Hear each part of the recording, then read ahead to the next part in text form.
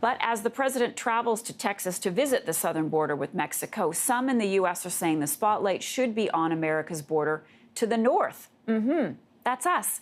CNN's Alex Marquardt is in Derby Line, Vermont this morning, a community right on the border with Quebec, and he joins us now with the latest. Alex, good morning. Appreciate you being with us. What's the border crossing like there? Well, Marcia, I haven't actually spent too much time up here, so when I got up here yesterday, it was actually quite surprising to see what the border was like, especially when you compare it to all those images that we've seen of the southern border, all the talk of the fence. I am smack on the U.S. Canada border right now. This post delineates that line between the two countries. You can see United States written here. That house that you're looking at right there, that's in Canada. And of course, there's nothing between me and that house and that gentleman shoveling snow right there. This is a local library, and in fact, if you go inside, there's a line taped on the ground showing that half of it is in Canada, half of it is in the United States. And if you drive around here and you go down to several of the main roads, they are blocked off so that vehicles cannot pass easily between the two countries.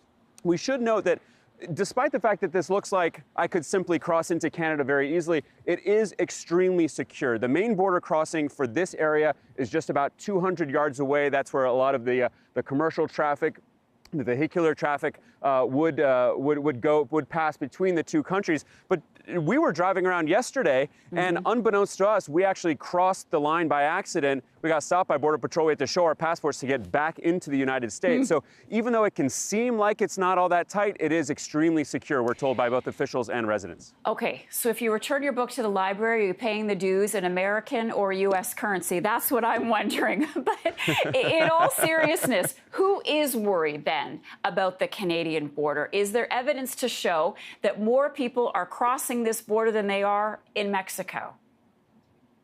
Well, we should be clear, when it comes to the terror threat, experts will tell you that the borders themselves by land are not the major threat. The people who are apprehended are generally being apprehended at airports or not even being allowed to get visas to the United States. But the reason that people say that this border would be more problematic than the southern border is when you just look at the numbers of the people who are apprehended as well as the distance. This border between Canada and the U.S. is double the length of the border between the U.S. and Mexico.